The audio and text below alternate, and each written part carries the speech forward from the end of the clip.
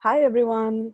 Thank you so much for joining our session today. We are in the last and final session of our Introduction to Machine Learning series. This was a 6-week series, and we are in part 6, where we'll be focusing on model evaluation. Thank you for joining. First, I want to give a big shout out to the amazing leaders who've put in hard work into getting this content together for you all. So big shout out to these amazing leaders. Do thumbs up in the chat to show your appreciation for them. Thank you so much to all of them. Today's session will be led by myself, Sumana Ravikrishnan, and by Tejal Patel right here. And I will be going over the concepts and Tejal will be going over the implementation. The others are present as panelists in this call. So if you have any questions, any issues at all, feel free to reach out to them directly. And also you can post your questions and stuff, chat with them in the chat box. Second round of shout out to our sponsor, Home Depot. Thank you so much, Home Depot, for sponsoring much needed events for our track. And before we start off, I want to announce another series we have coming up. This would be an introduction to NLP series. This will be a 6-part series starting July 11th and would be about the same timing as this one, every Saturday from 12 to 2 p.m. We have a bunch of amazing leaders who are putting together some content for all of you. So since this series, we focused on supervised learning, this will be a great segue for you to learn how to process unstructured data to structured data and apply supervised learning algorithms in it. So please do register for the series if this interests you. It will be some great content to go over. And as always, before we start, if I mention any links during this webinar, do keep an eye on the chat. Our panelists would pass the links on to you in the chat. If you have any questions during the course of this series, during the course of this session, feel free to post about it, post your question in the Q&A box. If you have issues finding the Q&A box, do reach out to the panelists. And if you have any issues in general, you can reach out to the panelists in chat, and you can chat with us directly, and we'd be more than happy to sort out your issues. So as always, our session is going to be broken down into 2 big parts. The first one is the first hour, which would be concepts and problems related to the theory that we're discussing. And the second half would be implementing what we've learned in Python. So the first half will be gone over by myself, Sumana Ravikrishnan, and the second half will be gone over by Tejal Patel.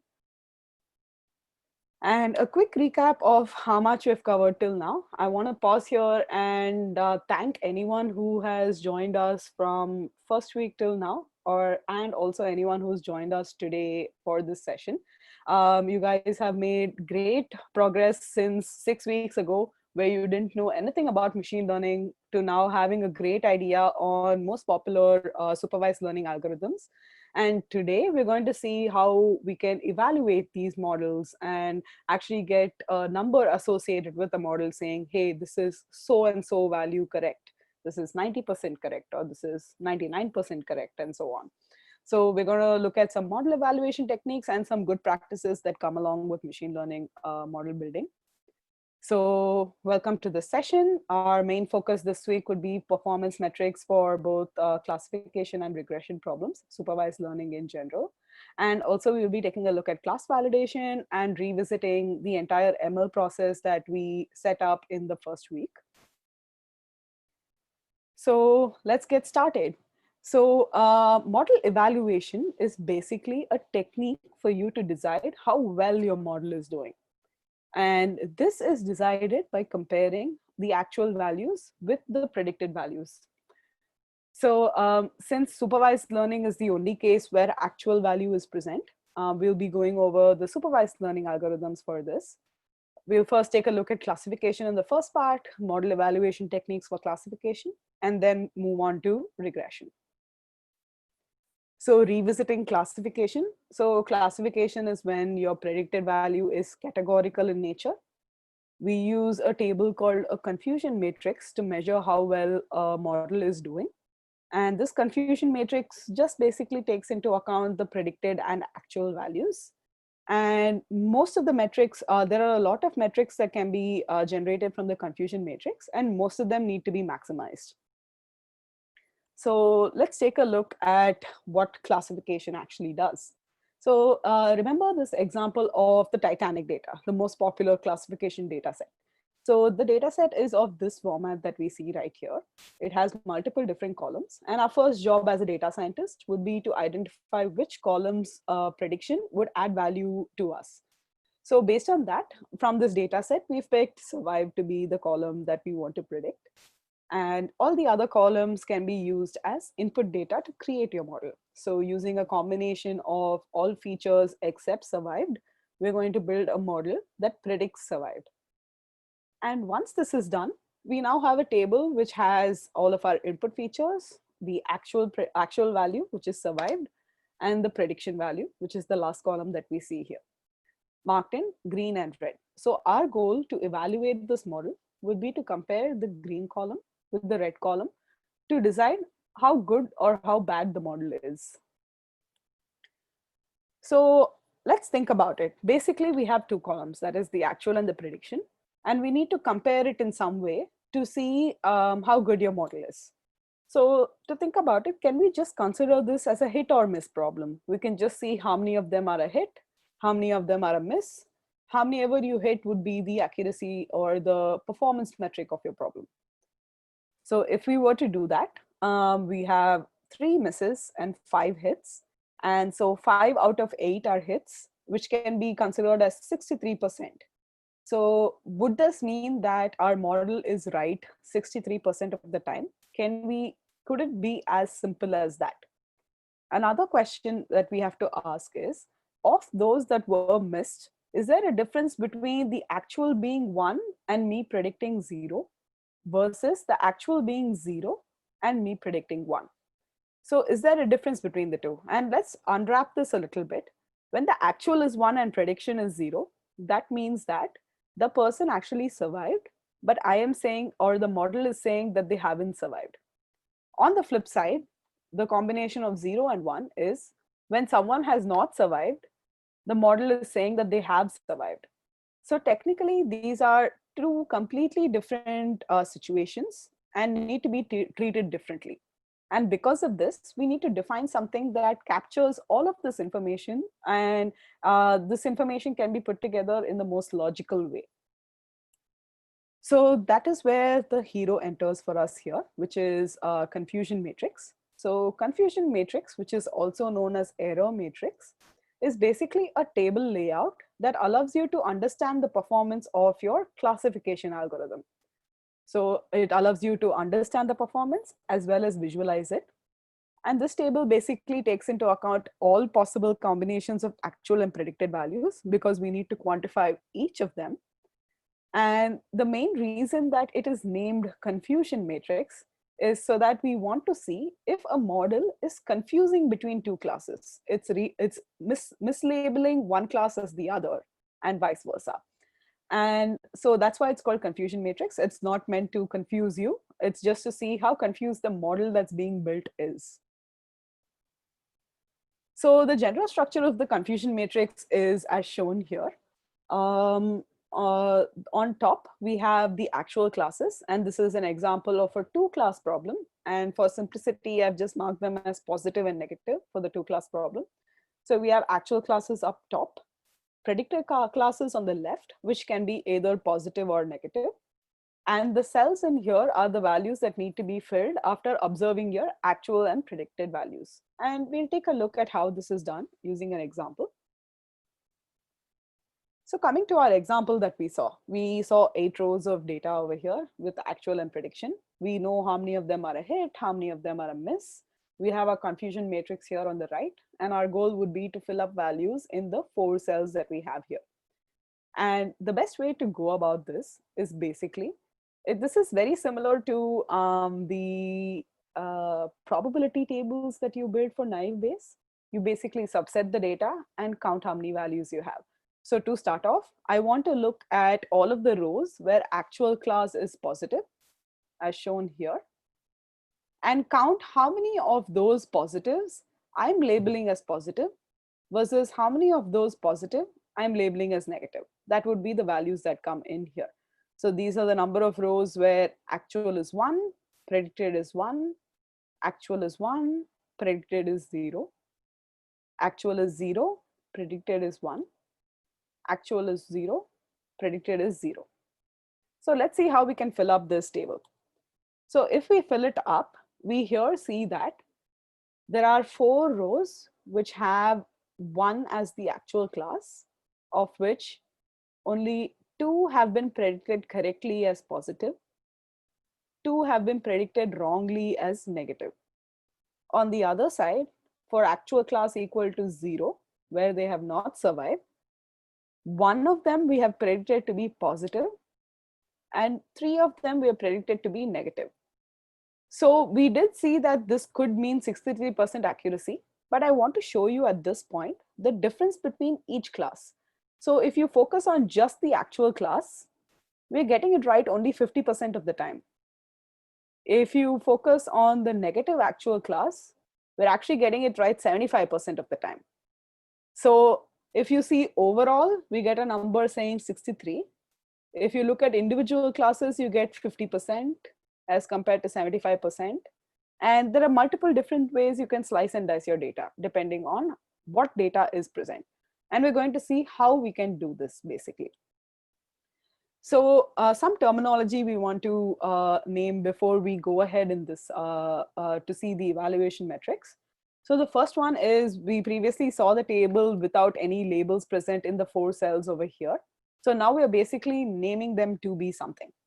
So in the cell positive comma positive, where actual is positive and predicted is positive, this value is called a true positive because it is a positive and our model is being predicting it correctly and as a true value. And if you see diagonally opposite to that, where the actual value is negative and the predicted value is negative, this is called a true negative because it is a negative and your model got it right. So it is true negative. If you see the cell where actual class is negative and predicted class is positive, this is called a false positive because think about it. You're seeing a row which is actually negative, but you're predicting it as a positive, which is wrong. So that's why it's called a false positive, because the value predicted is positive, but the prediction is false. The prediction is not the same as actual. So a false in front of that. So false positive. And the same that's diagonally opposite to that, when the actual class is positive and the predicted class is negative, it's called a false negative because it's actually positive, we are predicting it as negative, and it's false. So these are the terminology around the values that are present inside a confusion matrix. A confusion matrix can also be used to calculate different accuracy metrics inside it. Before we see that, let's see a visual of what a confusion matrix actually is. So a confusion matrix is built on the graph that you see on the left.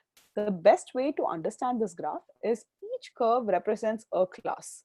And our model's goal should be to keep as much distance as between these curves as possible, because each curve is distinguishing a class, and to keep them as separate as possible, this gives like a high degree of separation between the classes, which is the most ideal thing we want with classification problems.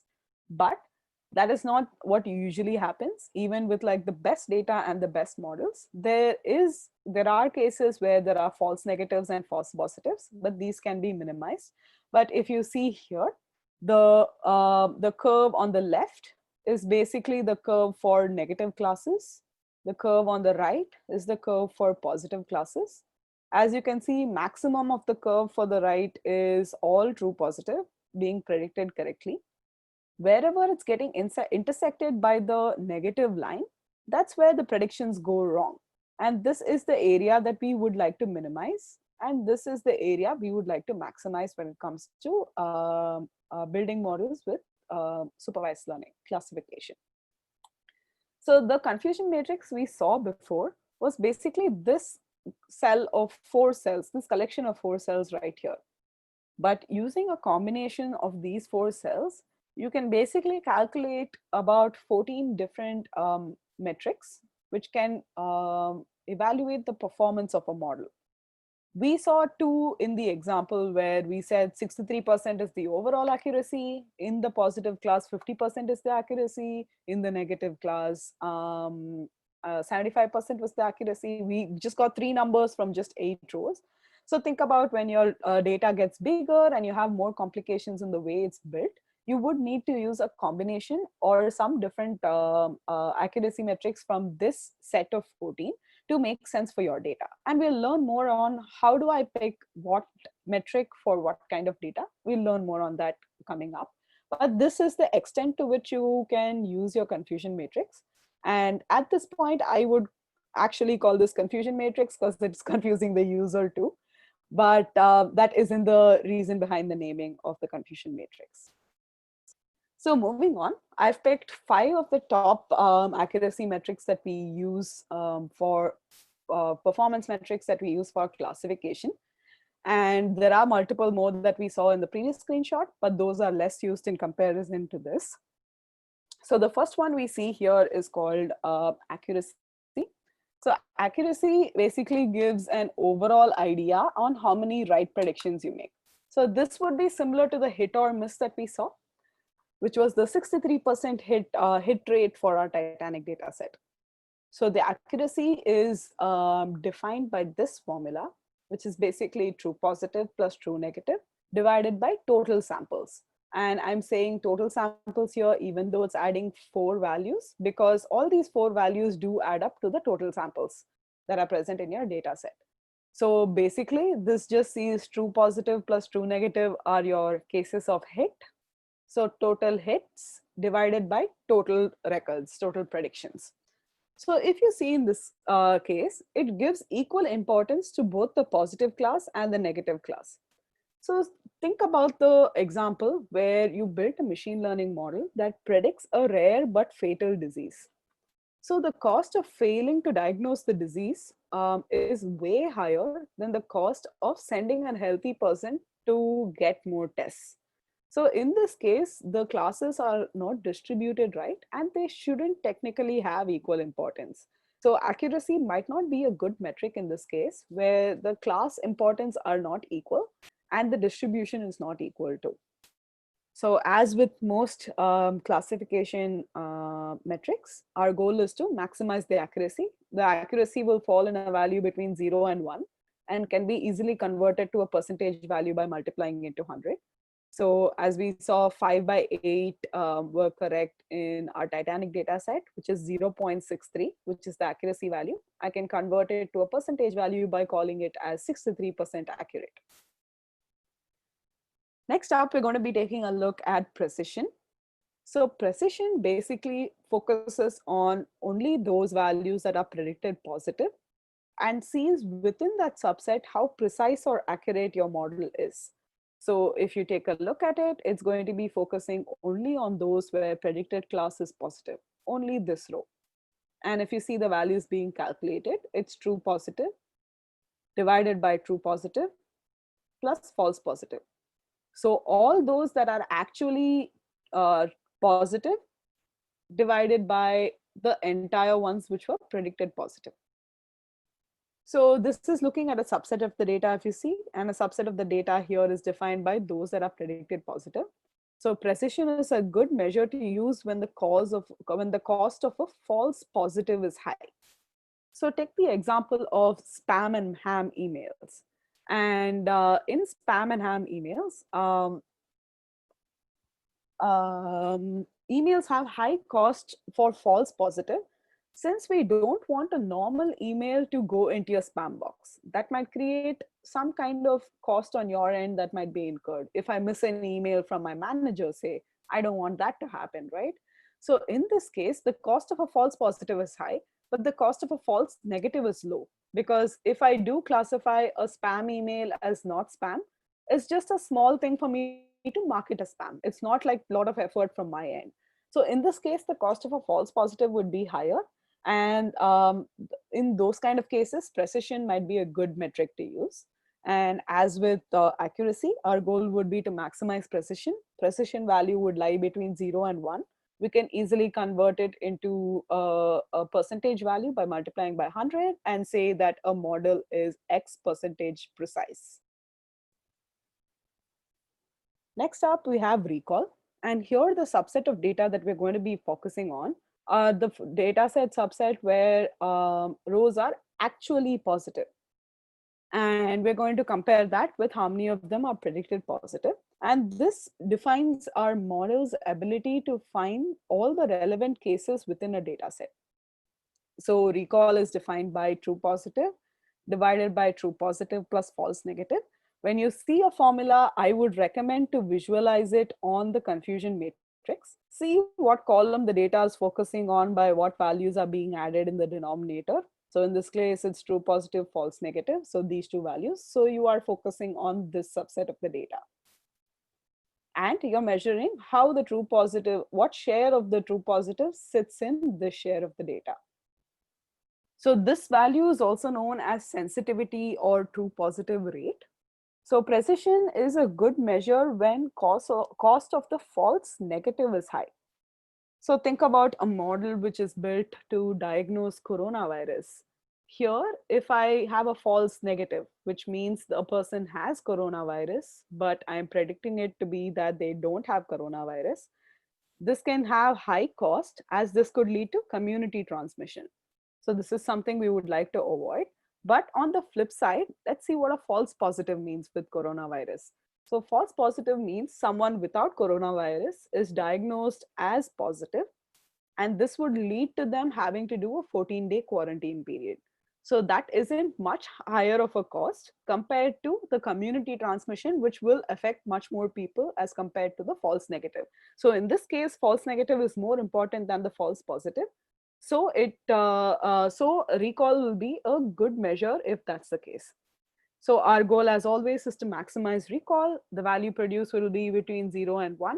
We can make it into the scale of 100 and present recall as this model has so and so percentage recall.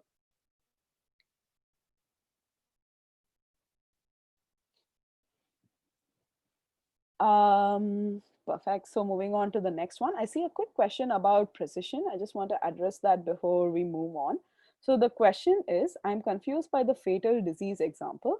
Doesn't that mean we should not give equal importance? That is, the false negative is a bigger deal. Yes, that is correct. That's why I have given this example to show that we cannot give equal importance to classes. Since accuracy gives equal importance to classes, this is an example of something that will break that scenario. I hope that answers your question. Okay, so moving on, we saw precision recall. And what if at this point you don't know if your false positive is worse or your false negative is worse? You don't know if one is worse than the other or one is more important than the other, but you want to give it importance. Then comes in our next metric, which is called F1 score, which takes into account both precision and recall and tries to balance them out. So it basically takes a harmonic mean of the precision and recall when you can't pick between which one is more important to your data set. So this harmonic mean usually penalizes extreme values, and it is defined by the formula you see here, which is 2 into precision into recall divided by precision plus recall. This value also ranges from 0 to 1, and our goal would be to maximize our F1 score. This one will be useful when you don't know whether you want to pick between false negatives or false positives, but you want to weigh and see how wrong your model is. Then F1 score is a great metric to use. Next up, we have the ROC curve, which is a visual medium to inspect how well or the performance of your model. ROC basically stands for Receiver Operator Characteristic curve.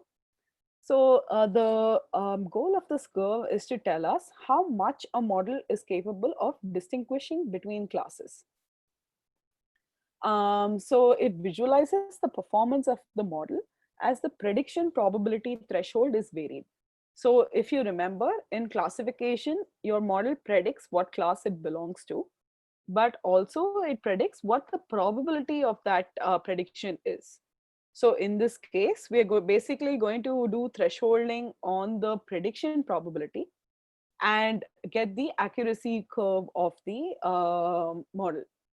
So for this, we use the true positive rate and the false positive rate on the y and x axis represent respectively. And they are calculated using the formula shown here. As always, I recommend to see the denominator to know which subset of the confusion matrix we're focusing on, so that you get a better idea on what exactly you're trying to visualize. So in this case, we have true positive plus false negative in the denominator of true positive rate, which is this column. So we're just seeing how many we're actually predicting right in the positive subset.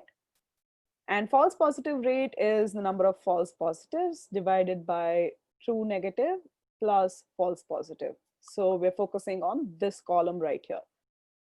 This is kind of similar to the metric that we quickly measured, which was 50% accurate in yes class and 75% accurate in no class. We were focusing on the subset of the data. So this is the ROC curve, and these are the values that you need to predict. So these are the values that you calculate for every prediction threshold that you have, and it plots a curve as shown over here. So the curve has our false positive rate on the x-axis, the true positive rate on the y-axis, and the black line here is a kind of baseline model, which we'll go over shortly. And then the red and blue lines show two different models that have been trained. So in this case, our goal is to basically plot this curve and pick the curve which has the most area under the curve. So this can be defined as the line which is most further away from the center. So in this case, the black line covers 50% of the total area. So the area under the curve for the black line is 50%. The red line will be a little higher than 50%. I don't know the exact value because we don't know the formula of the curve. And the blue line will be a little higher than the red line. So visually inspecting, we can see that the blue line is the best model that we built. And this gives you an idea on how well your models do while the prediction thresholds are updated. And we've also done quite a few ROC curves in each week's notebook. So you've actually visualized this before, but this gives like more meaning and understanding to what we are visualizing, what we have been visualizing till now. Perfect. So one important topic we need to discuss when it comes to classification problems is class imbalance. Can we expect data sets to be perfectly balanced? In real life, it's tough to keep this expectation up because not all classes are perfectly distributed. Let's take a couple of examples off the top of my head. Say you have a data set of food reviews, and the prediction and the predicted column is whether the person is vegan or vegetarian or non-vegetarian. We have three classes here. In these three classes, can you expect the distribution of the three classes to be 33% each? Most probably not. That can't be a valid assumption.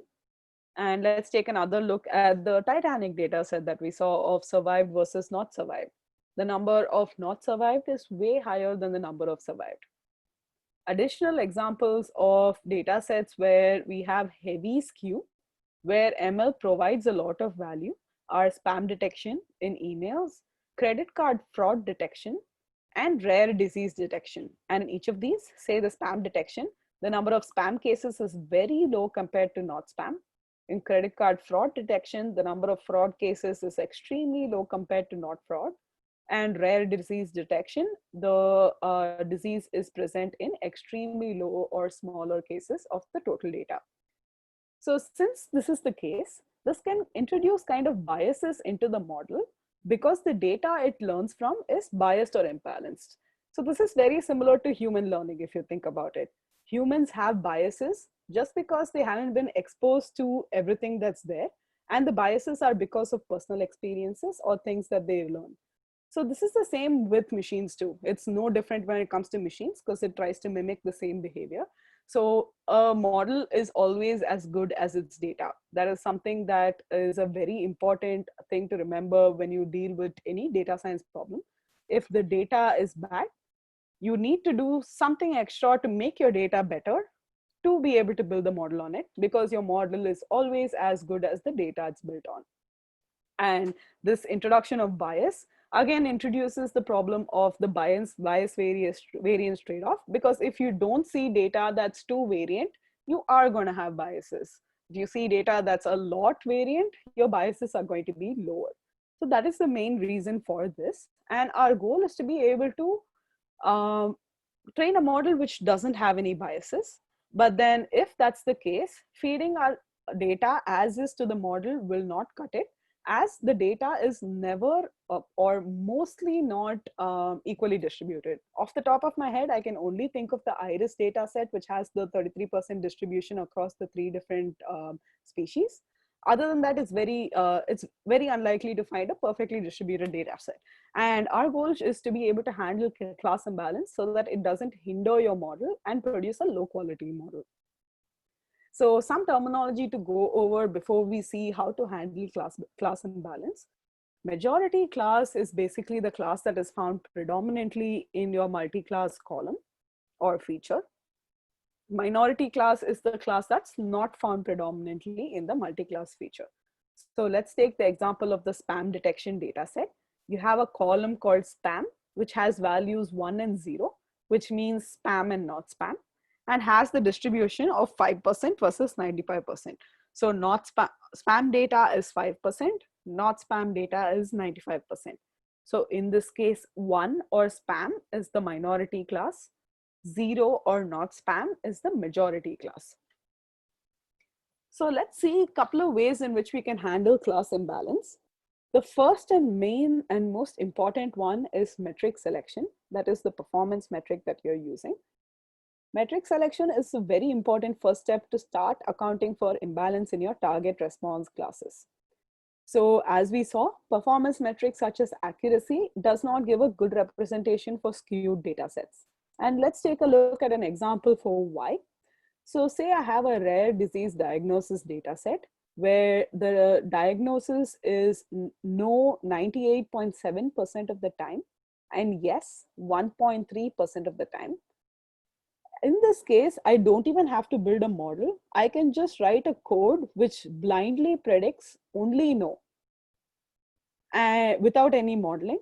And if that's the case, I still have a 98.7% accuracy rate on this data set, which is pretty high. It's very good accuracy.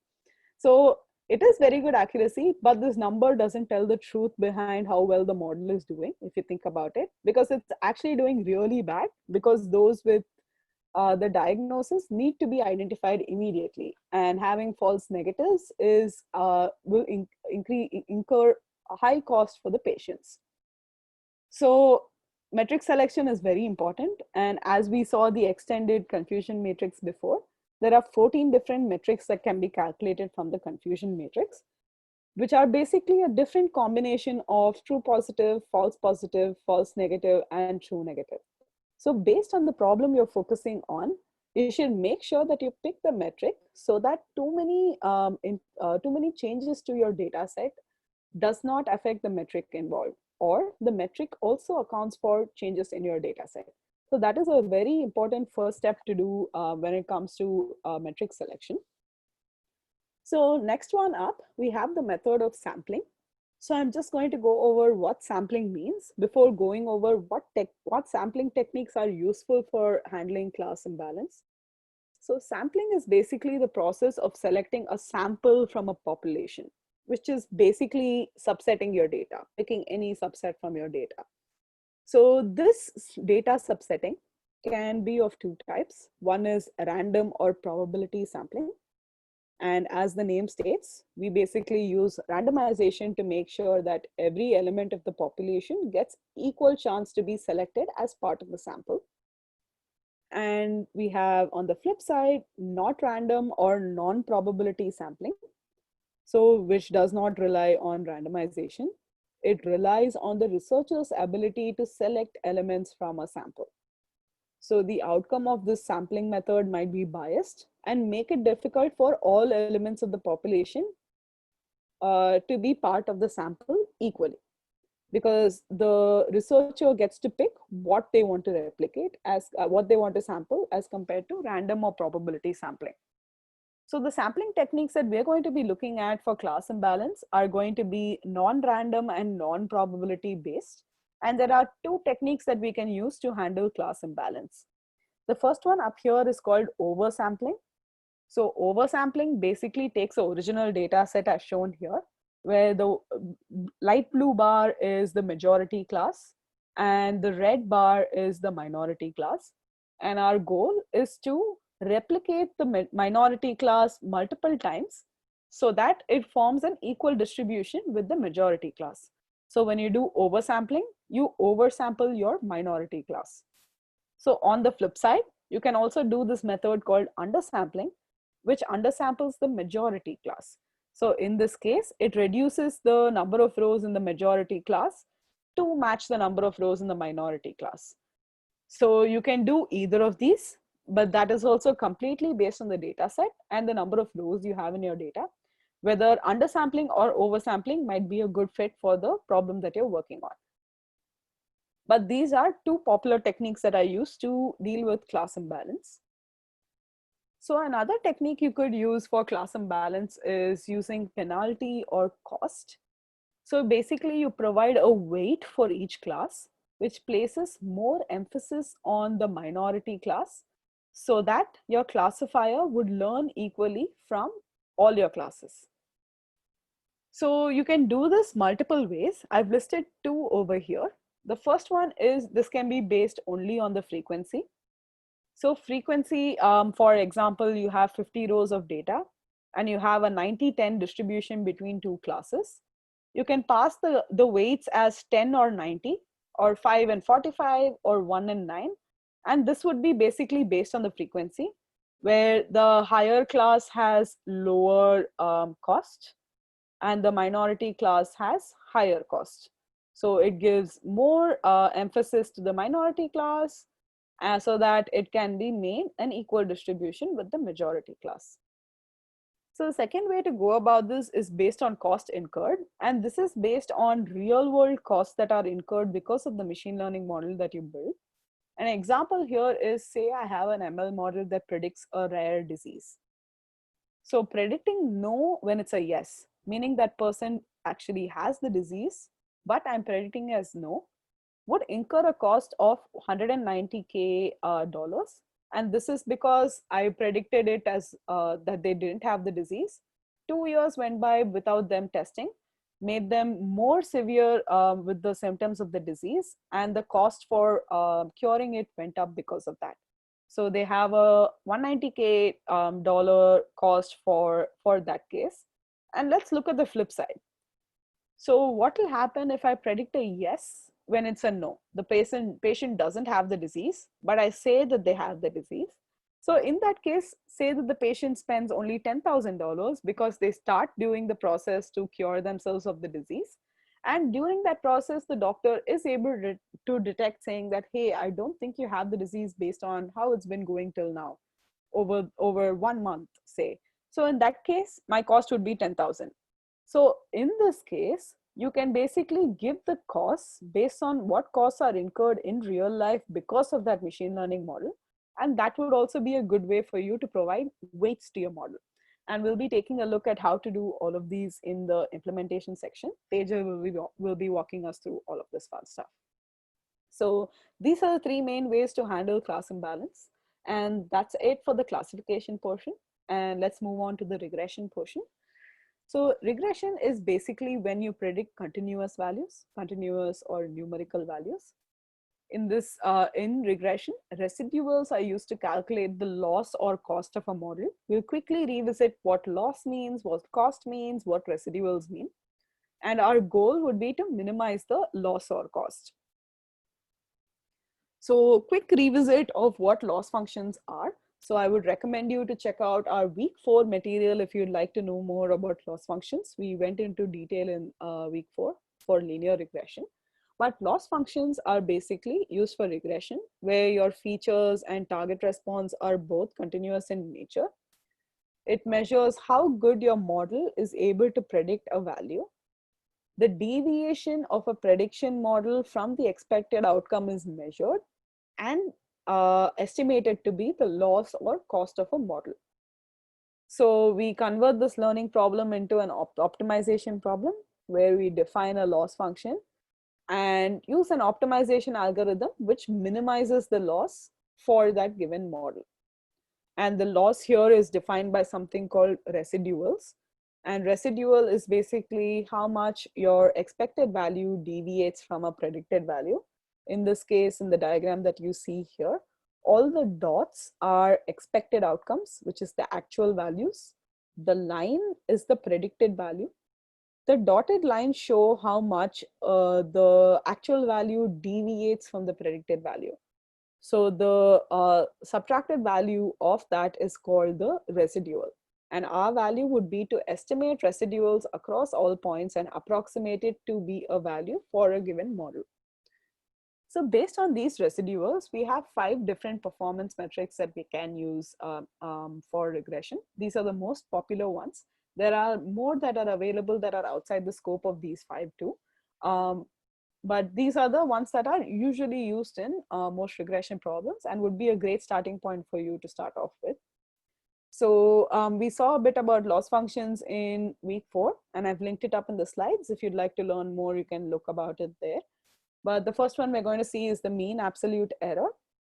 So the mean absolute error measures the average magnitude of errors in a set of prediction without considering the direction.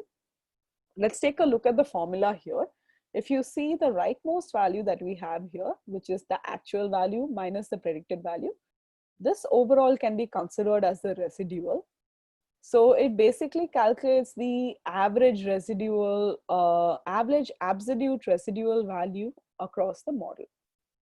So the values can range from 0 to infinity.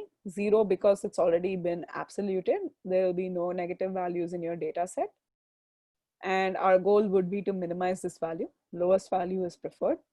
We do not quantify the direction of the error in this, because if you take the case where my actual value is 8 and predicted value is 10, the residual in that case is 2. In the case where my actual value is 12 and my predicted value is 10, the residual is still 2, even though these 2 points lie on either side of the line. So it does not quantify direction, and this might not be a good metric if you want to quantify direction of error in your model. So next one up is mean squared error. It's very similar to the mean absolute error. Instead of absoluting the residual, we square the residual to add it up. Since we took the absolute in the previous one, that means that differences are weighted equally. So we're trying to square it up so that bigger residuals or predictions that are farther away from the actual value are penalized more than the ones that are closer to the prediction. So MSE measures the average squared magnitudes of errors in a set of prediction without considering their direction. As always, value ranges from 0 to infinity. Because we're squaring it, it cannot be negative. Still does not quantify the direction of error. But the good thing about this is the differences are not weighted equally. The values that are outliers or very far away from your prediction values would be weighted higher compared to those that are closer. So this makes this value more sensitive to outliers, and will be a good metric to use if you want to measure if your data set has outliers in it, which you shouldn't be having to start off with. Next up, we have our root mean square error, which is basically a square root of our mean square error. So root mean square error is a quadratic scoring rule that also measures the average magnitude of error. This value also starts from 0 to infinity, since we're rooting a squared value, and Again, it does not quantify direction of error since it's based on MSE, and MSE does not quantify the direction of error. This also, since it's based on MSE, the differences are not weighted equally, and it is sensitive to outliers of variance. So next up, we have a metric called R-square. So R-square basically defines the degree to which the variance of the target response can be explained by the independent variables, which are the input features. So let's take a quick look at the formula right here. So R square is equal to 1 minus sigma of all possible y values ranging from 1 to n, yj minus y cap of j, which is basically our residual. So we're squaring up the residual in the numerator. In the denominator, we're doing the actual value minus the mean, which can basically be the deviation from the mean. So this basically measures R square as 1 minus sum of residuals divided by sum of deviation of the value from mean. So the value of R square ranges from 0 to 1, and our goal would be to maximize this value. So basically the issue with R square is it assumes that every variable helps in explaining the variation in the target. And this might not always be true. So say if we have a model and we measure its R square to be a value X, if we add new features to the data and measure the R square value for the same model, it would either increase or stay the same. It will never decrease. So in this case, it's not possible for us to see if a model is actually, a column is actually adding value or not to the model. And it's very easy for us to maximize our R square value by just increasing the variance in our model, or just increasing the number of rows or number of columns which we're feeding to the model. So because of this, R square might not be the best measure to use. But we have another version of R square, which is called adjusted R square, which accounts for this. So adjusted R square measures the variation in the target response explained by only the features that are helpful, not all the features that come in R square. So basically, we assign a penalty for adding features that are not useful in predicting the target response. And this formula is formed using the formula as shown here. R square is calculated internally by using R square. And we have also the row count and the column count taken into account for this. So the value is calculated using this. And usually if R square increases significantly, adjusted R square will increase. If R square does not change significantly, adjusted R square decreases. And this is good. This will tell us that, hey, these columns are not adding value to your model and we do not want to use it. So same as the case with R square, adjusted R square also ranges from 0 to 1. And our goal would be to maximize these values. One thing to note here is we saw the first three, which are MAE, MSE, and RMSE, need to be minimized. R square and adjusted R square need to be maximized. So that is the end of evaluating regression models using loss functions. Next up, we're going to be taking a look at an end-to-end ML project to see how to build it. And this was something that we proposed in the first session, and you can check more about it in the slides linked below. But basically, this was an end-to-end process flow that we defined, where we get a data set which is green on top. We split it into train and test as shown. And first step, we build a ML algorithm to train for the training data, build an ML model, test it against the test data.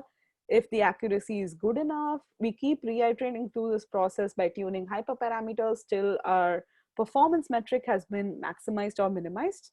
Once we're happy with where we are, we then train that model on our entire data set, and that becomes the prediction model that we predict new instances on. So one thing to note here is, will our train test split lead to a bias in the model? And it's not good to have biases in the model, and we would like to reduce that. So in this case, let's take a look at this with an example. So consider you're a data scientist at Women Who Code Bank, and you've been asked to build a credit card fraud detection algorithm. And this fraud detection algorithm, as we saw, the data set is always skewed. The number of fraud cases is extremely small compared to not fraud cases. So your random train test split basically puts all of your fraud cases, which are your minority class, inside the text data. So basically your training data doesn't have any fraud cases in it. Your training data is 100% not fraud. And that's just because your random train test split happened to cut it that way. So this is also known as sampling bias, because you've introduced a bias into your training data because you haven't sampled by giving both classes equal importance. So your training data contains only not fraud. This would make your training model predict only not fraud, and it would definitely perform badly on your test data because all of your fraud cases are in the test data. So this creates high bias due to low variance, and this is something that we would like to avoid. And in comes our main method to do this, which is cross-validation. And cross-validation is a technique we use to avoid this kind of bias that might be incurred in our data set. So cross-validation is a technique to estimate the performance of your ML model without predicting on your test or validation data set. So the goal is to be able to tell you what the model's performance is without testing it on the test data. So I'm just going to revisit the diagram before. So basically what we're trying to do is this ML model that we build only on the training data, we want this model itself to tell us how good it is without having to refer to the test data.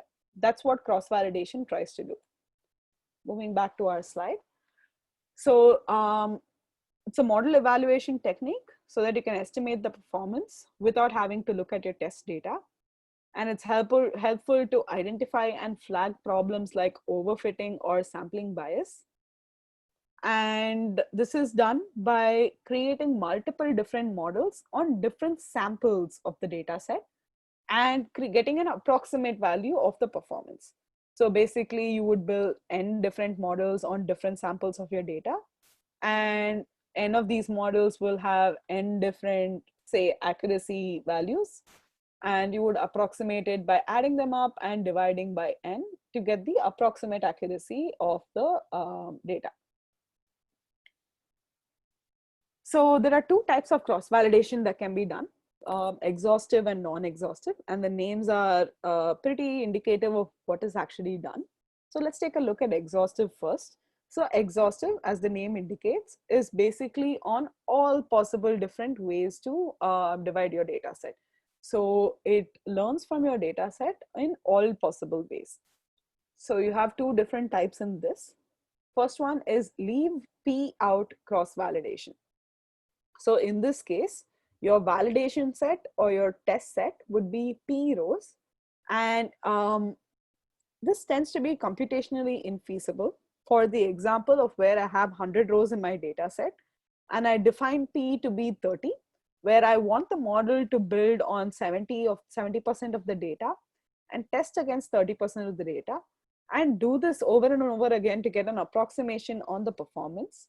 If that's the case, the number of models that we have to build becomes approximately equal to 3 into 10 power 25. And this is for a really small data set with just 100 rows. And this shows that this tends to be a little computationally infeasible because it takes everything into consideration.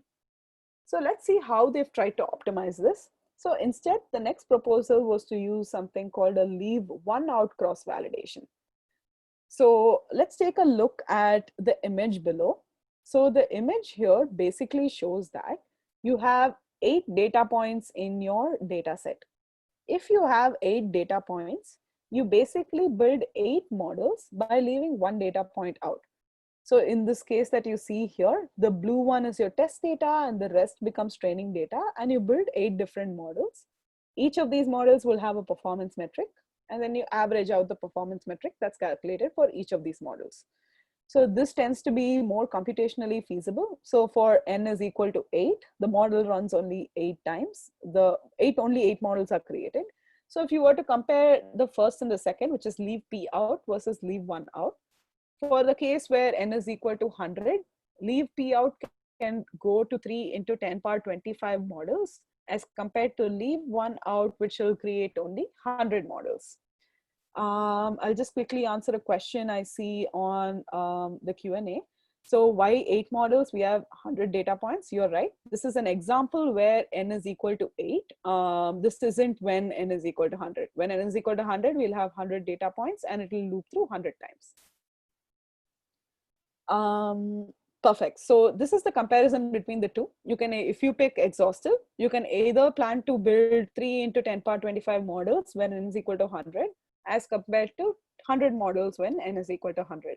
So that is a choice that a data scientist would have to make, and it completely depends on the type of data you have and if leave p out will add more value as compared to leave 1 out.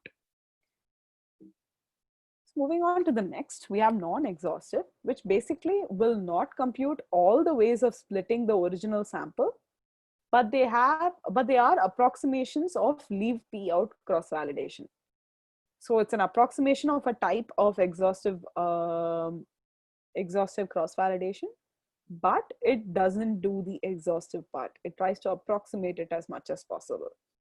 So there are two popular methods in this, and bear with me while we go through this and see how it actually maps to the ML process that we've learned and the ML process that we need to revisit.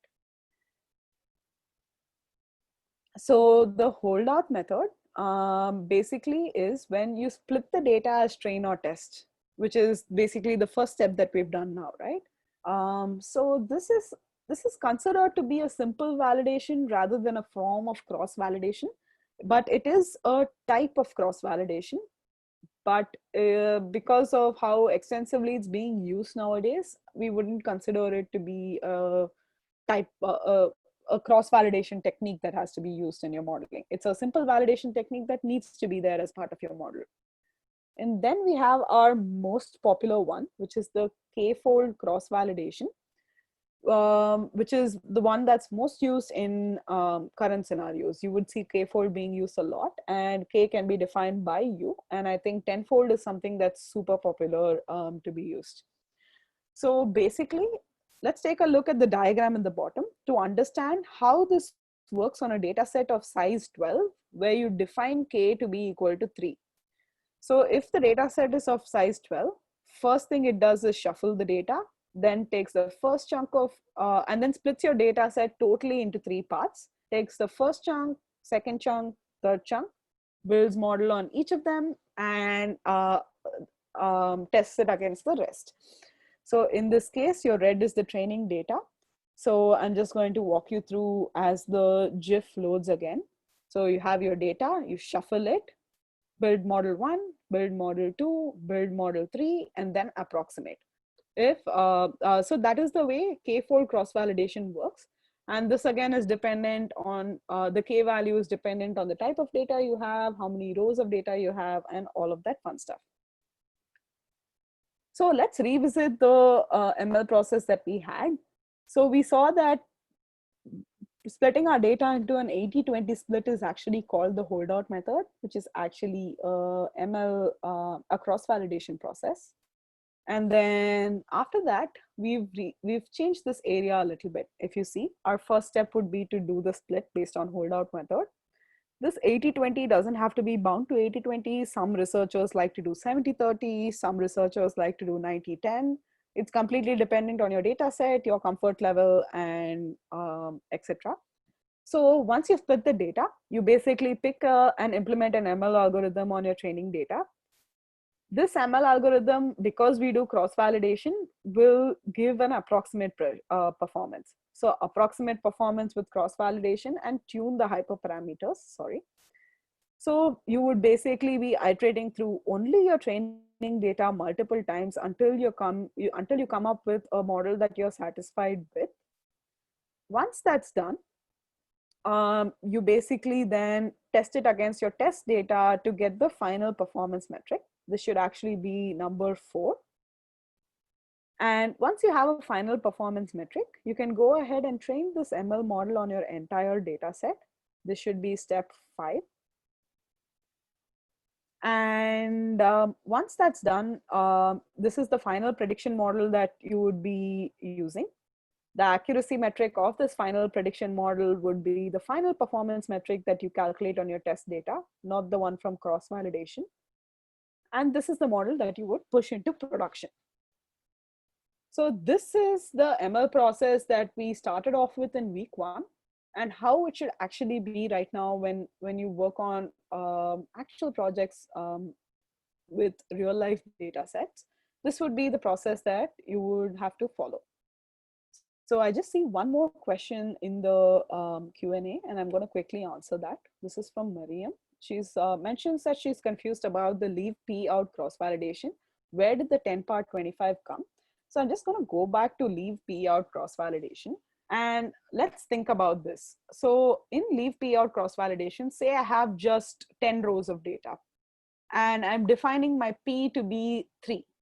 So in that 10 rows, I need to find all possible combination of rows of 3s, which can be my test data, and the rest would be my training data.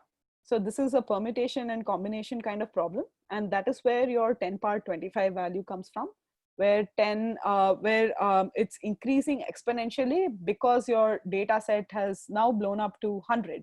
So in just 10 itself, you would have a lot of different combinations. That was just an example I wanted to show. 100, it will blow up, and 100 is a very small data set compared to real life data sets. So it will blow up even more when you use other kind of data sets. And the last question I see here is, does it mean that K-fold cross-validation cannot be used if the data set cannot be divided equally? So you can use K-fold cross-validation in either case. K-fold cross-validation basically removes the issue of, I'm going to revisit the slide where we discussed the issue, which is, will the train test split lead to a bias in the model? We do not want to have that bias, and we want to make sure that the training data has an equal distribution or has a percentage distribution as it's seen in the main data set. So in this case, my entire data set has 5% fraud cases. But if I see my training data, it doesn't have 5% fraud cases. So I need to make sure that the distribution I see overall is present in the distribution of the subsets too. But this is the end of our cross-validation and the end of the session too. So we saw classification, which was measured using confusion matrix. And then confusion matrix was used to see 5 most popular performance metrics, such as accuracy, precision, recall, F1 score, and the ROC curve. And then we saw how all of these can be influenced by imbalanced data. And we saw how to deal with imbalanced data sets using metric selection, sampling methods, upsampling and downsampling, and adding a penalty or cost. These can be frequency based or on actual cost incurred. Then we visited regression models and took a look at the top 5 loss function, which was mean absolute error, mean squared error, root mean squared error, R squared, and adjusted R squared, of which we saw MAE, MSE, and RMSE need to be minimized. The other 2 need to be maximized. Then we saw cross-validation and the different types, and the most popular one, which is K-fold cross-validation. And then we revisited our ML process to include the cross-validation part too, and saw how the workflow actually looks. So I'm going to pass it on now to Tejal. Tejal will go over implementing all that we learned right now in a Python notebook. Hi, everyone. I'll just start sharing my screen.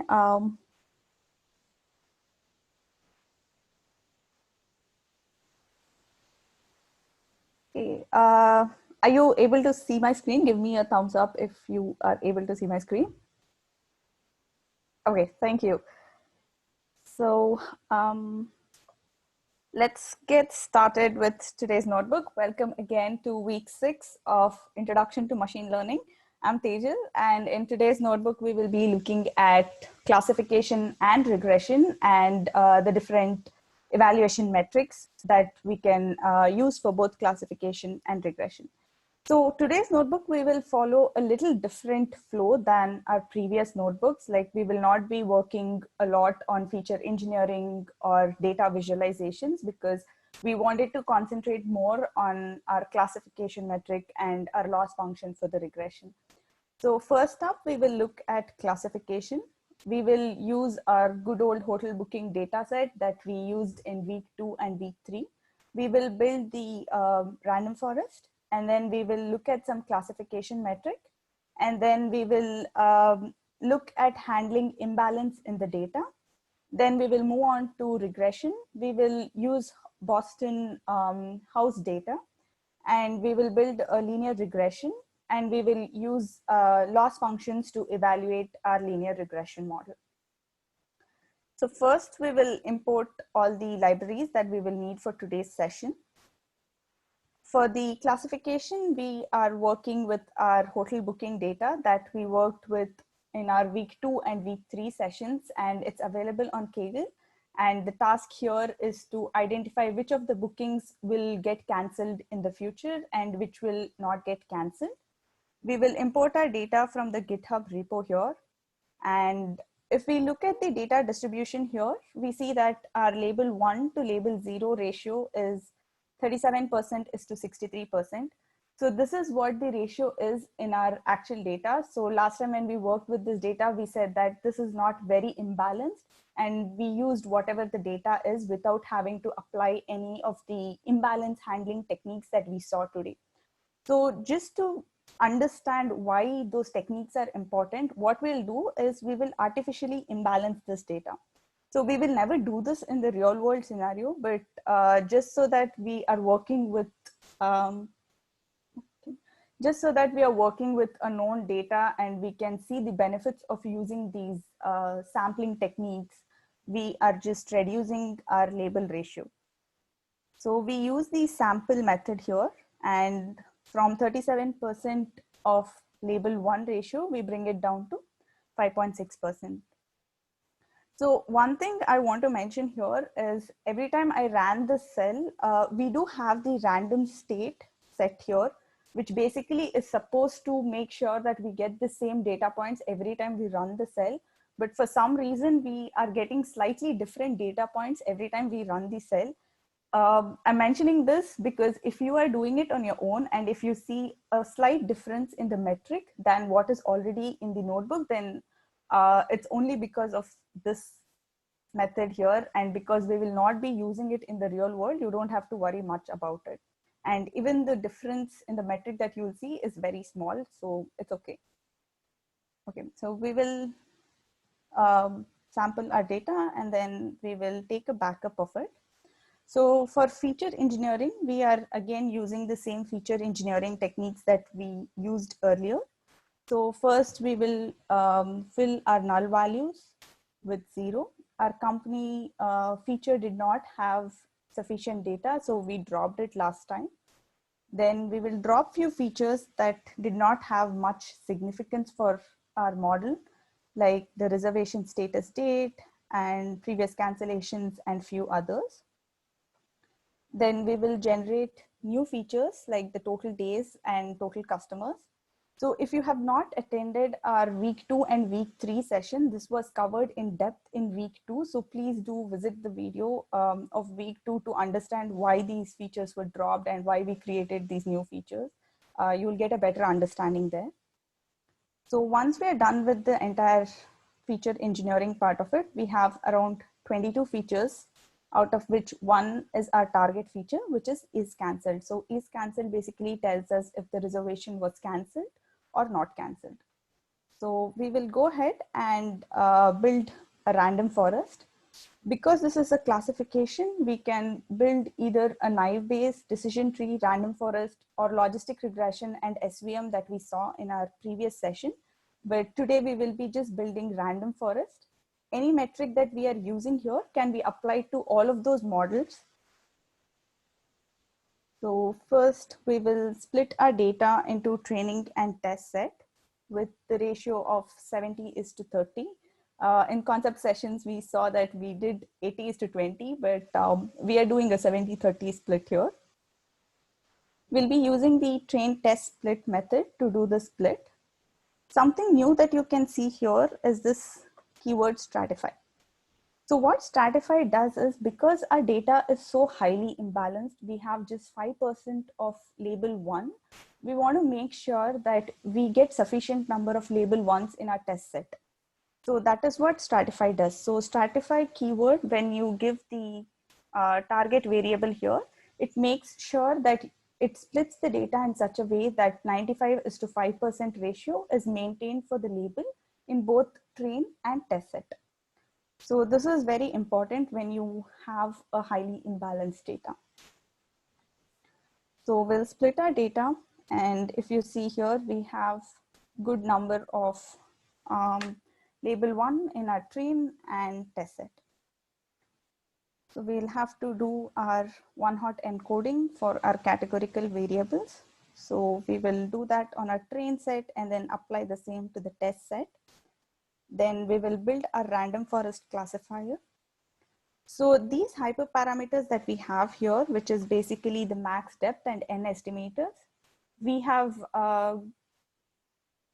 deduced these numbers of 10 and 20 using the validation set like we did in week 3. So we first built a model, used the validation set to tune these hyperparameters. And these were the best hyperparameters that we had for our data and for the task at hand. So this is what we'll be using for this model. So we will fit the data and then we will predict for our test set and also for our training set, just to make sure that there is no overfitting. So let's move on to start evaluating the model. So just to make sure that there is no overfitting in our model, we will just have a quick look at F1 score for both our training and test set. And the F1 score looks kind of good. Both of them are on the same lines. So that means that there is no overfitting on our training data. So we will move on to look at other metrics here. So the first one we will see is accuracy. So accuracy says that it has 96%, our model is 96% accurate, but our data is highly imbalanced. So we know the implications of using accuracy for a highly imbalanced data, right? So we saw that the F1 score is not good, but looking at accuracy, it looks like our model is good. But we need to remember that our data has 95% zero label and just 5% label 1. So even if it randomly just said that all the data points in our test set has a label of 0, we would still get a 95% accuracy, which is not what we want. So this 96% accuracy does not say that our model is good, because our data is highly imbalanced. So we will look at the other metric here, which will help us in dealing with this highly imbalanced data. So we will look at precision and recall. I know that you might have seen these diagrams multiple times throughout our sessions, but they are really good in understanding what precision and recall is. So precision basically means that if this is your entire data, precision basically means that anything within this circle is what our model predicted to be positive, and this one is what is actual positive in our data. So precision is true positive divided by true positive plus false positive. And recall is if this is everything that is positive in our data, then we will take recall to be true positive divided by true positive plus false negative. That is the entire positive that's in our data. So these are the formulas for our precision and recall. And now if we look at precision and recall on our test set, it looks like our precision is very good. We have 100% precision and we have just 33% recall. Now to understand why our precision is so high but our recall is so low, we will have to look at confusion metrics. So confusion metrics helps us dive deeper into the model predictions to understand where things are going wrong and why one metric is better than the other, or why we are failing in any of precision or recall metric. So confusion matrix, we will have it. So this confusion matrix that we get from sklearn is in a little different format than what we saw in the concept session. So along the columns, you have the predicted label, and along the row, you have the actual label. First, we have the negative sample here, not the positive. So this is what we have here is actually the format of our confusion matrix that is returned by the sklearn. So if we look at this here, we will see that our false positive is 0.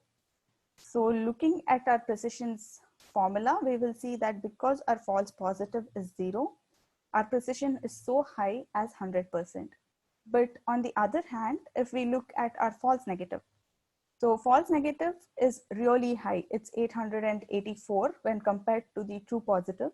So this means that our model did not even get 50% of the label once correct. So that's why our recall is so low as 33%.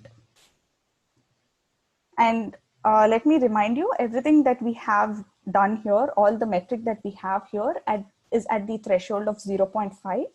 So the model says that anything below 0.5 threshold will be automatically given the label 0.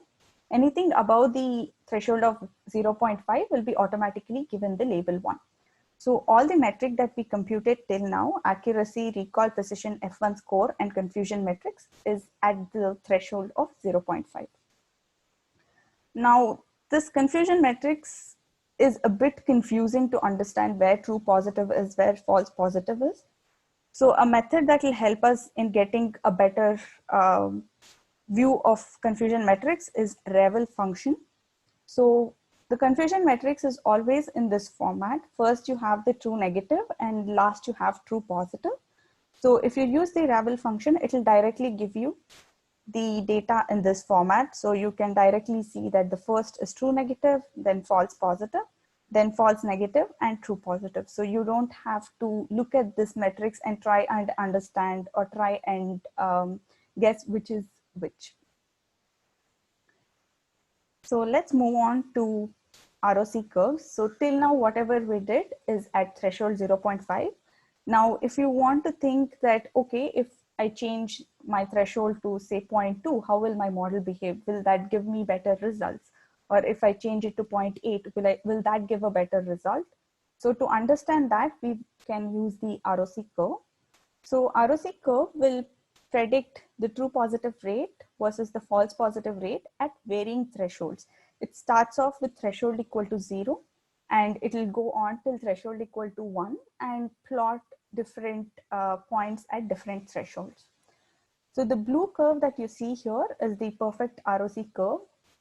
And the point here, the leftmost point here, is what corresponds to the optimal threshold, where you have the best true positive rate and the best false positive rate. And the orange line here is the baseline model, which basically says that randomly, if we just predict a value for the target variable, instead of actually building a model, this will be our ROC curve. So our aim should always to be better than this orange line and try to achieve this blue line. Now, just looking at the curve may not be very helpful in understanding how good the model is. So we have area under the curve. So it is basically whatever area is below this curve is called the area under the ROC curve. And the best value that we can get for that is 1. So we will use the predict proba function here to get different probabilities instead of directly getting the label 0 and 1, because we need our probabilities to plot this curve here. And if we look at this curve, it looks like the area under the curve is 0.86, which kind of says that our model is doing decent enough on our data. But we saw that our F1 score was not so good because our recall was quite low. So now ROC curve, what happens is if you have a very highly imbalanced data, your false positive rate keeps on staying low for a long time. Like we saw that even at 0.5 threshold, Our false positive rate, which is basically false positive by false positive plus true negative, will stay at 0 for a long time, for a lot of threshold. So you will get a very high curve here, but then beyond that, your true positive rate also starts increasing and false positive rate also starts increasing. So what basically is happening here is if you have a very highly imbalanced data, then ROC curve will try to tell you that, okay, you're doing good in trying to separate the label 0 and label 1. But because we have very less instances of label 1, it's not actually able to capture the mistakes that we are doing in label 1 or the mistakes that our model is doing in label 1. So ROC curve is good if you have well-balanced data and you want to actually give equal importance to identifying either of the labels. Like think of an example where you're given a picture and you want to identify if it's a cat or a dog. That time you have equal importance for identifying if it's a cat or a dog. In such a situation, ROC curve is really good. But because our scenario is more focused on trying to get the label 1 right versus getting either label 1 and label 0 right, we will move on to the precision recall curve. So we already looked at precision recall earlier at 0.5 threshold. So precision recall is similar to ROC curve. It will try to plot precision and recall at varying thresholds. So this is how a perfect precision recall curve will look like. The red curve is what is the perfect one. And this point at the rightmost corner is the optimal threshold where you have the best precision of 1 and the best recall of 1 again. Now the baseline here is basically the ratio of positive in our data. In this example here, our ratio of positive is 1:3, so that is 25%. So we will draw a baseline at 25%. So for our data, if we go ahead and plot the PR curve, we have this snippet of code here where we are trying to estimate the threshold at this optimal point. So what we are doing is, given all our precision and recall at different thresholds, we will find out the F1 score. We will use the argmax to get at what point we have the best F1 score, and we will just get the threshold at that particular index. So that is what we are printing here. We are printing the best threshold, and then we are printing the corresponding F1 score. So for our first model, the best threshold is 0.14 and not 0.5 as the model interpreted. So if we like threshold our model at 0.14, saying that anything below 0.14, we will consider it to be label 0, that is not a cancellation. And anything above 0.14, we will consider it to be a cancellation, which is label 1. Then our F1 score will be 0.535 versus I think we had F1 score of 0.5 earlier. So our F1 score increased by about 3% just by changing the threshold. Now this is the PR curve at different thresholds, and the black point here corresponds to this best threshold and F1 score that we just printed out. And the area under the PR curve is 0.56. Now our baseline is at 5% because our data has around 5.6% of positive labels. We have maintained the same in our test data as well. So that's why our baseline will be somewhere around 0.05. Till now, whatever we did with a holdout test set. So we trained on our training set and then we tested just on our test set. We saw the importance of k-fold cross-validation in our concept session. So we will try to implement k-fold cross-validation on our data here. So first, we will be using the k-fold method from the model selection library. And we will say that we want to have 5 splits. And we will have to set shuffle equal to true because as we saw the process of k-fold cross-validation, we first shuffle the data and then we take k number of splits. So here our K is basically 5. And if we just go ahead and print the ratio of label 1 to label 0 in our training and testing set, for each of the splits we have, we will see here that there are some splits where the label 1 has different value, like there are different number of instances of label 1 in each of the splits. Like the first split has just 889 number of instances of label 1, versus the fourth split in our at least the test set has around 905 instances of label 1. So this will basically kind of hamper us when we do the evaluation, because this split here will actually have a lesser accuracy or lesser precision recall when compared to the first split, because the number of labels itself are different. So what we'll have to use is we will use another method. Instead of k-fold, we will use a stratified k-fold. This is very similar to the keyword stratify that we used in our test train split, but this is k-fold cross-validation in a stratified form. So it will make sure that in each split, we have almost equal number of label ones. So again, we will use 5 splits here. We will shuffle it. This is also a method from the same library, model selection.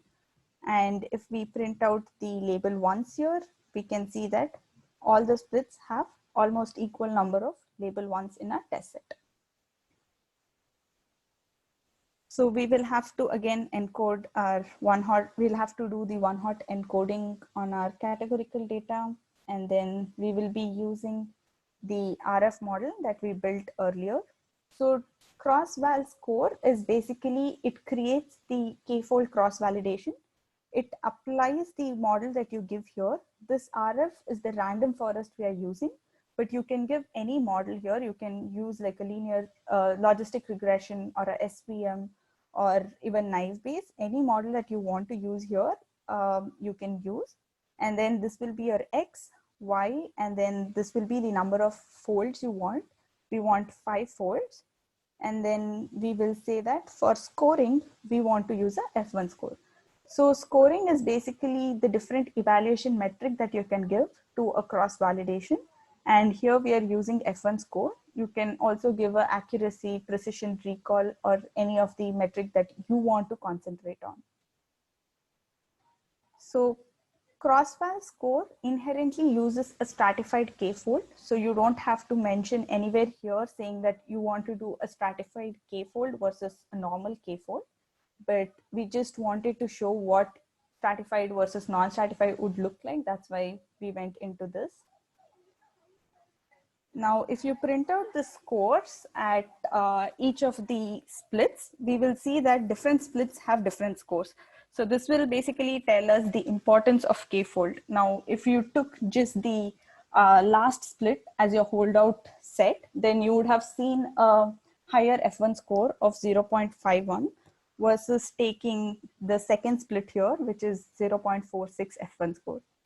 So we will take a mean of all our F1 scores across all the splits here, and we see that the optimal or the mean F1 score throughout our data is 0.499 or 0.5.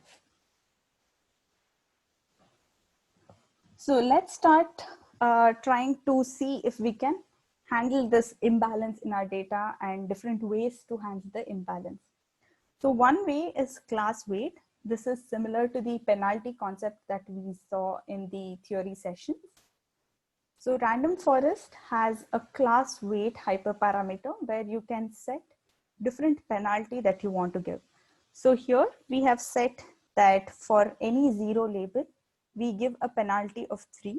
But if the model gets the label 1 wrong, then we have a higher penalty of 7. So these numbers of 0 is having penalty 3 and 1 is having penalty 7 is again derived by using a validation set.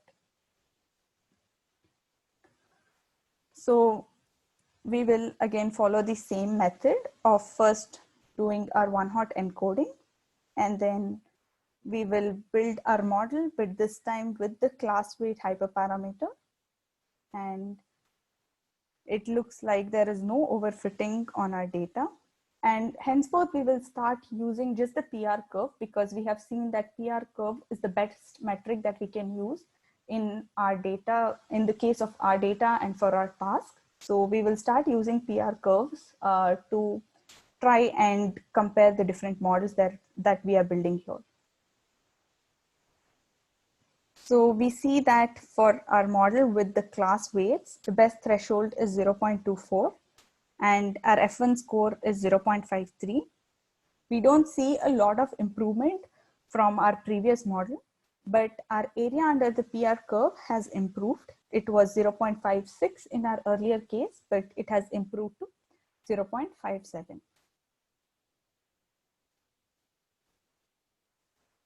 Okay, the next one we will try to do is the sampling techniques that we saw. So first we will randomly oversample the minority class.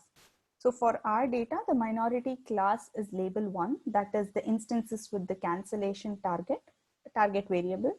So we will do a random oversampling of labels with 1. So what we'll do is we will just randomly take some points which have label 1 and just duplicate them. So it basically tries to increase the percentage of label 1 in our entire data. So all these libraries that help us implement oversampling, like random oversampling, we will be looking at undersampling and another method called as SMART. So all these methods are available under IMD Learn package. So if you're using Google Colab, it's already installed, so you can just directly import it like any other library. But if you're using offline version, like you have a Conda installation and you're using a Jupyter notebook to actually run this code, then you will have to again install the IMD Learn package using pip install or Conda install, and then you can go ahead and import it because they are not pre-installed by default. So here, if you see, we are first just taking the training data.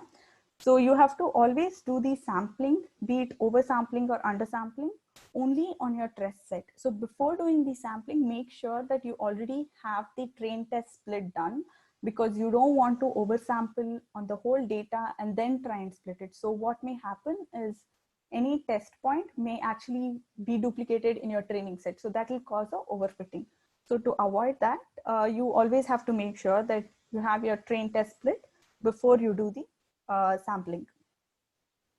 So we will do a random oversampling here, and we are using a sampling strategy of 0.2. So this means that we are telling the method to duplicate our label 1 in such a way that our label ratio, which was earlier just 5.6% of label 1, will now get increased to 20%. So here, if we can see, before this oversampling, we had around 3,000 samples of class 1, but after our oversampling, we have around 10,000. So we'll build a model here. Again, the random forest classifier, and we see there is no overfitting because we made sure that we separate both our training and test set. And using the PR curve, we will see that our best threshold at this point is 0.38, and our F1 score has improved from 0.53 to 0.549. And again, our area under the PR curve has improved from 0.57 to 0.59. Now, if you're thinking why this baseline is still at 5.6% or 0.05, even after we oversampled it to 20%, it's because this entire PR curve is built only on your test set and we oversampled the training set. So the test set still has that ratio of 95:5% of train and test. So that's why our baseline for the PR curve will stay at 0.05. So next we will go ahead with undersampling the majority class. So we will randomly delete some of our instances with label 0. So we will use the random undersampler here. And our sampling strategy is still the same. We want to make sure that our label ones have a percentage of, have 20% in our entire data. So before sampling, we had label 0 as 52,000 data points, and now they've reduced to 15,000. So if you can see here, our label 1 instances have not been touched. We still have the same number of label 1 instances, just that our label 0 has been reduced from 52,000 to 15,000. So we'll build a model here, and let's look at the PR curve for this. Okay, so the PR curve for undersampling, the area under the curve is 0.57, which is much lesser than our previous model where we oversampled. But our F1 score is again pretty similar. It is 0.54. My hunch on why this might have happened is we lost quite a few data points when we undersampled, and probably our model was getting some more information from those data points that we randomly deleted. So that's why our F1 score and our area under the PR curve might have dropped. So the next technique that we will see here for sampling is called as SMOT. So till now, whatever we did was randomly either duplicating our instances of label 1 or randomly deleting the instances of label 0. So those kind of work good. We already saw that they do a very good job.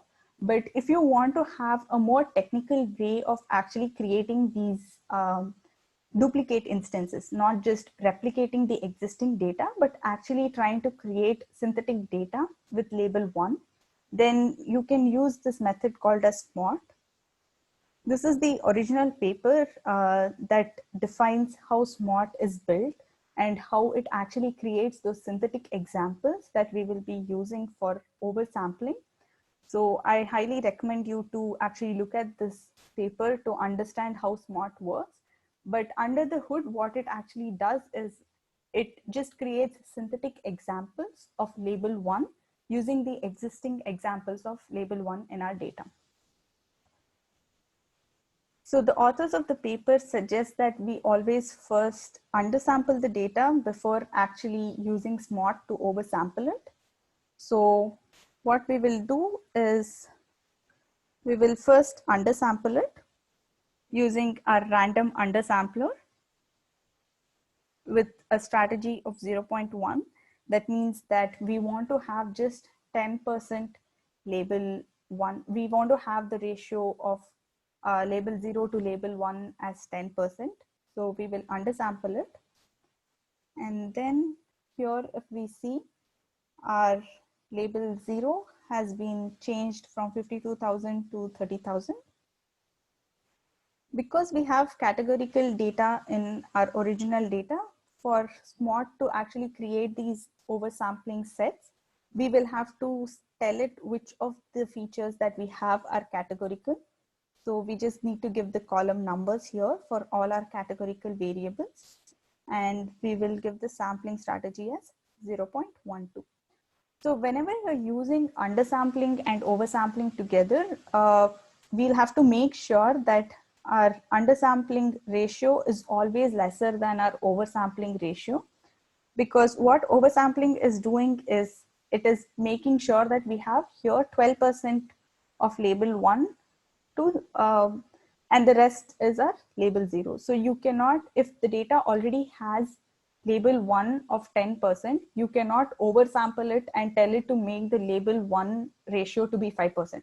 That's contradictory. So you always should make sure that the sampling strategy for oversampling is higher than whatever the ratio of label 1 is in your data, or whatever undersampling ratio that you have given.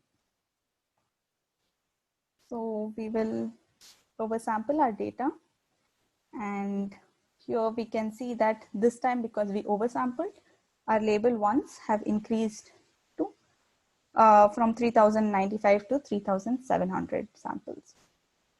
We'll go ahead and build our model.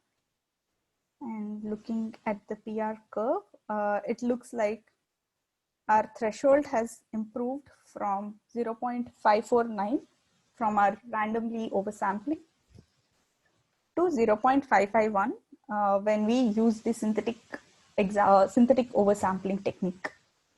But our area under the PR curve is still around 0.59. So these are some of the ways that you can do sampling, but it is always recommended to actually try all of the sampling techniques and see what works best for you, for your data, and for the task at hand. It's not always like SMART will work better than random undersampling or random oversampling. In theory, yes, SMART will work better, but in practice, it's always recommended that you try and implement all of them and see what works best. So this completes our classification section. Let's move on to the regression. So we will look at regression and try to see the different loss functions that we have for regression here. So we'll be using the Boston housing data. So this data is available from the datasets library from scikit-learn, the same library that we used for IRIS dataset last week. We have another data called as the Boston data, which basically has some parameters for different houses in Boston. And our target here is to try and predict the median value of the house. So if you have imported any data from scikit-learn's datasets library, then you can go ahead and use the describe method here. So that kind of gives a detailed description of the entire data, like what each feature is, how many instances we have, and what attributes you have, and things like that. So we can see a lot of feature descriptions here, and this is our target variable, which is basically median value of the house. And this is in the order of thousands. But if you see here, the values are actually 2 digits, like it's just 22, like the mean is 22. That means that in actual, it is 22,000. So again, like we did in our classification, we did some tweaking to actually try and understand our metric better. We will again tweak our data a bit. This is not again done in the real world situations, but we will just include some outliers in our data so that we can see benefits of some loss functions versus the other.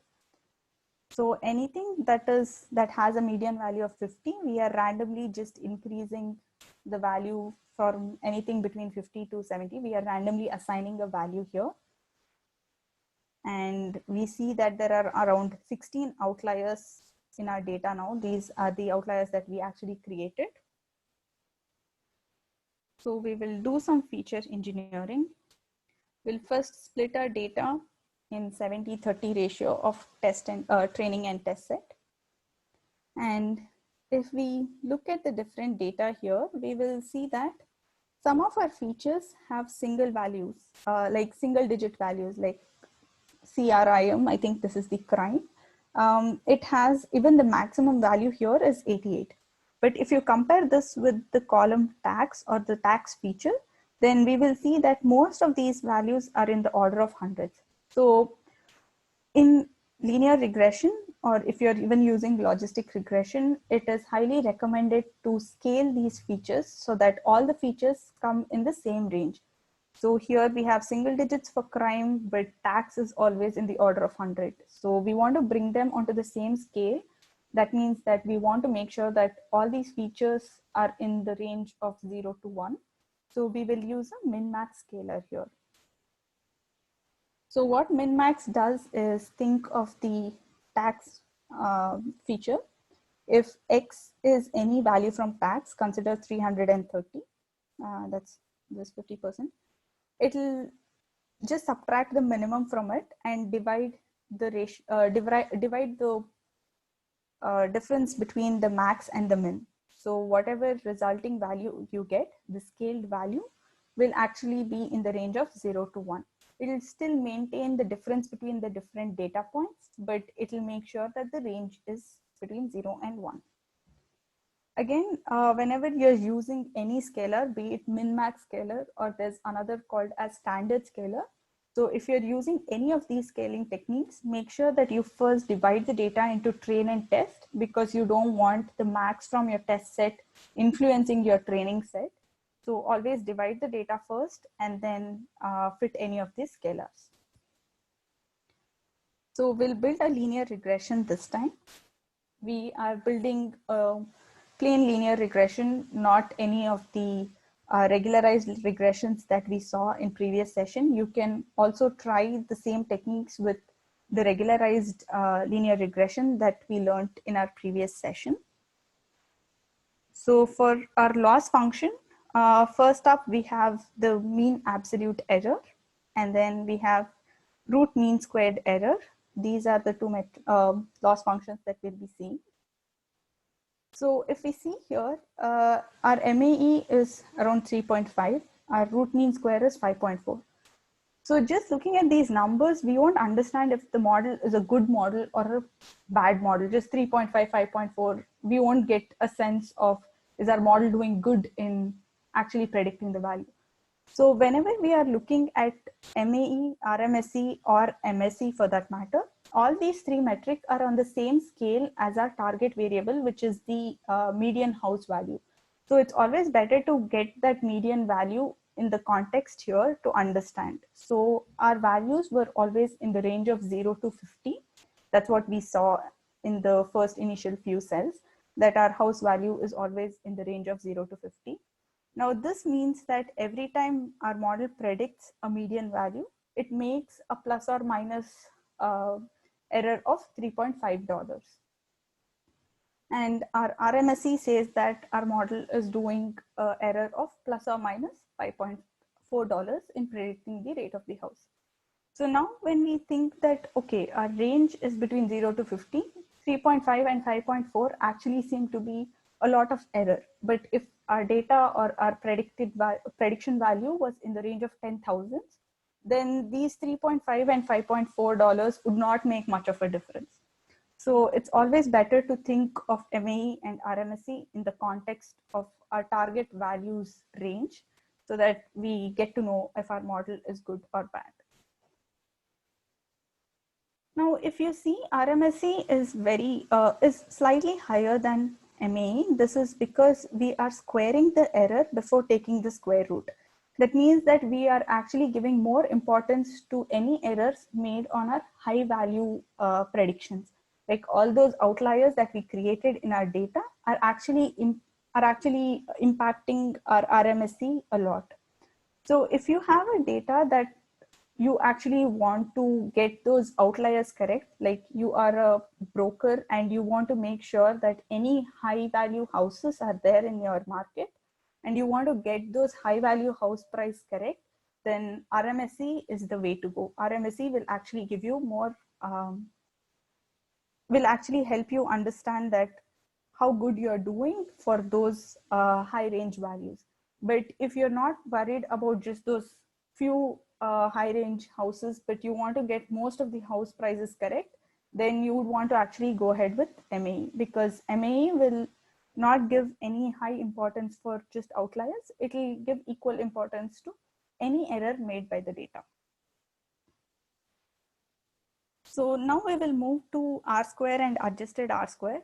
So R square and adjusted R square will help us in understanding how the model is behaving without having to take our predicted value in context. So just looking at this, if we say that, okay, the R square value should range between 0 to 1. So 0 is the worst model and 1 is the best model. Then 0.65 or 0.66 is a decent model here. And again, just to penalize our model for those features, extra features that we have used, we will be using the adjusted R square. And our adjusted R square here is 0.64. We'll again use k-fold cross-validation in the regression setting. And we will use MAE, RMSE, and R square metrics. So if you see here, most of our MAE and RMSE is negative. That's because the cross-val score, it has been built in such a way that any score that you want to minimize, here error, we want to minimize the error. So they just assign a negative value to it. So if there is any metric that you want to maximize, like in our previous case, precision, you want to maximize the precision in an ideal scenario. So they had a positive sign.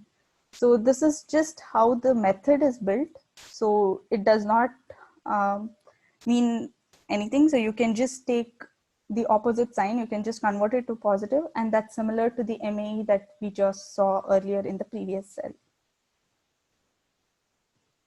Okay, so now let's remove the outliers that we have in our data and see how these metrics change. So we will again do the same thing. We will scale it and then we will build a linear regression. And if we will be again using the k-fold cross validation here with k equal to 5. And first up, we have our MAE, which is minus 3.45. Like this is the average MAE, which is minus 3.45. So if you see, if you compare this MAE versus what we had earlier, you will see that the MAE has improved. But if you look at RMSE, you will see that the difference in the improvement from the previous model to this model, RMSE has considerably improved more than how much MAE has improved, because RMSE was getting influenced by our outliers. But now, because there are no more outliers in our data, our RMSE is also doing much better. And again, R square, we will see that our R square has also improved if you compare with the previous one. I think I just missed out that there is some negative. Yeah. So if you see here, there are few negative R squares. So this means that our model is for these splits, these two splits that we have here. It basically says that our model is doing worse than a random model of just predicting a mean value. So this is basically because we have quite a few outliers in our data, and we are not using any model. We are just using a plain linear regression model and not using a sophisticated model that can handle these outliers. That's why we will see a R square that is negative. But as long as the mean R square is not negative, we can safely assume that linear regression is good enough for our task, but we will have to still do a lot of hyperparameter tuning to get good results out of it. Again, here, because we didn't have any outliers, our model didn't have to handle those outliers correctly in any of the splits. That's why we see that all of our R square values are positive, and our mean R square is also much better than what we had in our previous section. So this brings us to the end of this notebook implementation. I think there are a few questions. Okay, no, I think everything's answered. So I'm handing it back to Sumana for the closing notes.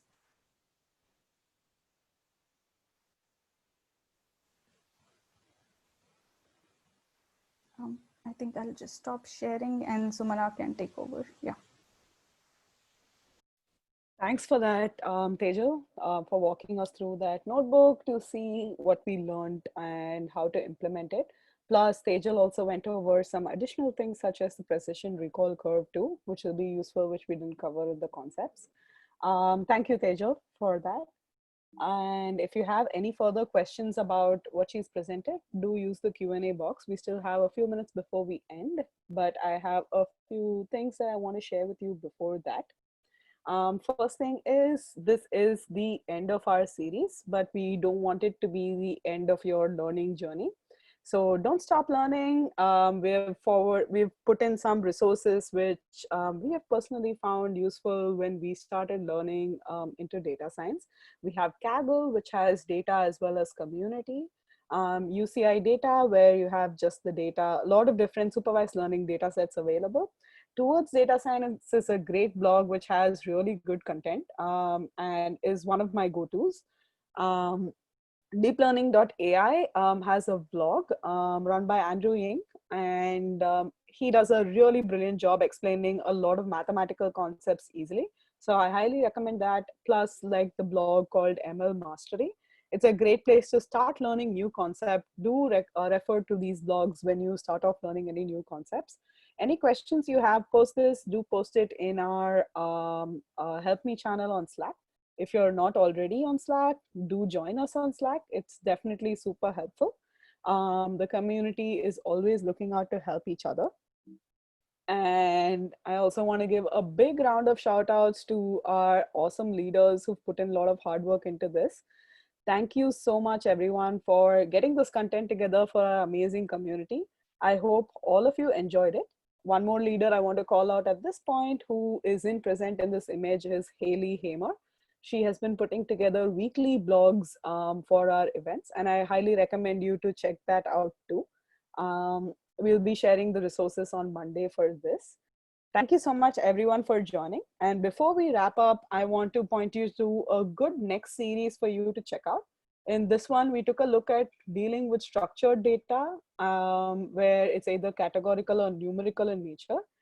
This series will focus on dealing with text data, where the text data is textual in nature. And we want to convert that to a categorical or numerical format, which can be consumed by our model. So we'll be focusing on that in this series. And I highly recommend you to sign up for this if you would like to learn more about this. This is a free webinar and it is a 6-part series. And thank you so much, everyone, for joining. I hope the content that we've tried to put together for all of you is helpful and helps you move towards your data science goal. And we are always there to help you out. Feel free to reach out to the panelists on Slack. And we'd be happy to help you with any questions that you have. I just have a quick question about the NLP series. So the NLP series will be structured similar to our series right now. First half will focus on theory. Second half will focus on a notebook implementing that theory. So we'd have a good mix of both.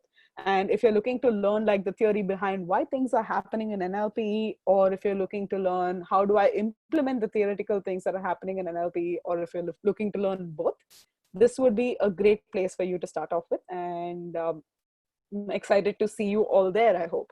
Anyway, thank you so much, everyone, for joining. Hope you have a great weekend and continue your learning journey. We are super happy that you decided to have us as part of that process. Thank you so much, everyone.